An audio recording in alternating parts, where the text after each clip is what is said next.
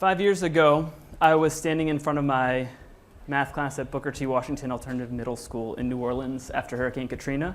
We were backed up against the BW Cooper housing projects, and I'd put this problem on the board.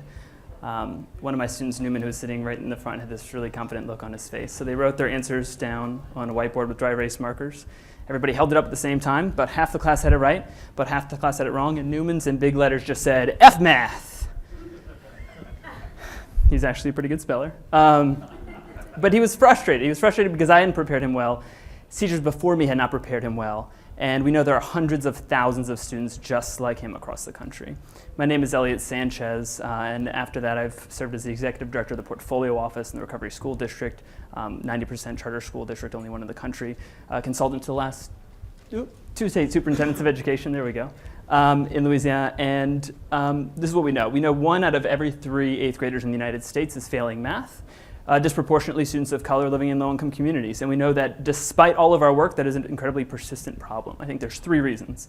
1, if a student is in a school that's not succeeding, they're generally stuck, not getting what they deserve. 2, if you do something drastic and are able to see improvement, communities often feel left out. We've seen it in New Orleans, Philadelphia, Chicago, New York. It's not healthy for the long-term conversation. And then 3, even if you're successful at doing something really drastic and have communities be a true partner, that's a very slow and complicated process to replicate. To give you an example, if we stop looking at user acquisition and we instead say, what is the fastest growth we've seen in any school district in the country, and extrapolate out, we won't be able to provide every student in the United States a high-quality program for at least another 242 years. That is unacceptable, but it doesn't have to be that way. I'm here to talk about our model, which combines the most effective, most engaging adaptive platforms to make communities real partners in the education of their children, while also being able to scale new sites 98% faster and at 96% less cost than current models. That is 2 weeks instead of 2 years and $10,000 total instead of $250,000. We call it mSchool. These are pictures from an actual site. mSchool helps community centers open a 1 classroom, 1 subject micro school, even if they have no previous experience in education. You can think of us as a B2B ed services company, where the other B is a nonprofit community center. We provide proprietary training and technology so that they can operate it. Kind of like a combination of Edison, Sylvan, and KIPP rolled up, but I think we have 3 big differentiators. One of them is that we are public. There's never any cost to the student or to the community center. We are accredited, which means not only is our academic program vetted, but it is also the actual grade. If a student takes math with us, it is the math grade on their report card, even if all the other grades come from their traditional school. And also it is local, which means even though we have live certified teachers by video conference, the actual students are in a building with staff owned by the people who know them best. This is possible because, if you've seen over the last few days people discuss it, there are disruptions in the way state education formulas have been funding students, so that if a student takes 1 of their 6 classes with mSchool, 1/6 of their funding comes to mSchool. People think this is an interesting experiment, but we actually see it as a fundamental upending of the conversation nationwide about the way that we talk about charters versus traditional schools versus virtual schools, because we think mSchool can be the 4th model that communities actually demand when they're unwilling to wait for less flexible options. If a traditional school gets that same dollars, that principal only has about 10% to spend flexibly. That's where all the innovation and purchases of the new innovative products come from. mSchool is able to flip that ratio, so we are immediately able to triple the amount of educational resources, or amount we spend on educational resources for every single student as they come in the door.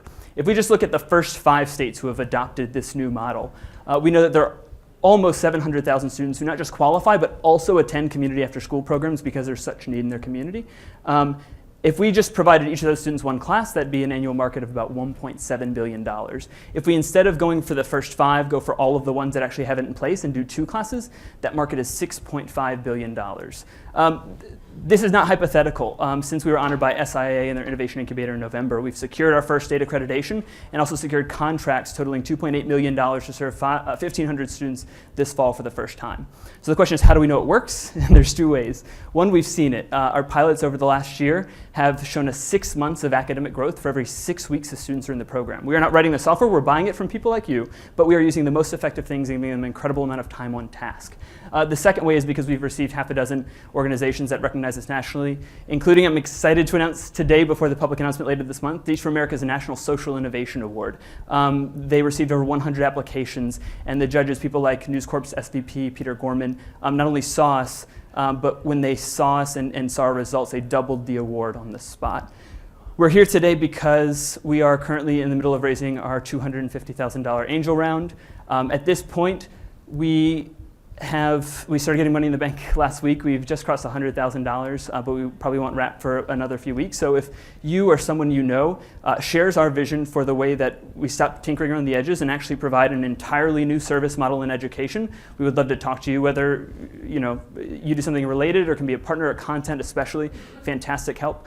Two things to note: we have a strong IP portfolio that covers our business model and methods. It's one of the things that has been attractive to early partners along the way. And also, this is just our financials based on where we already have our contracts in place. This does not take into account the 3 others that we're currently in application for.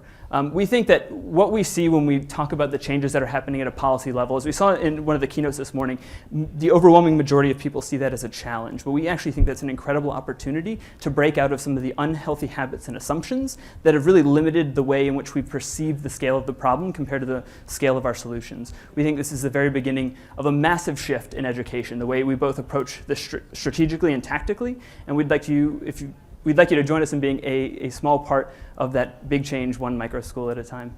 Thank you very much.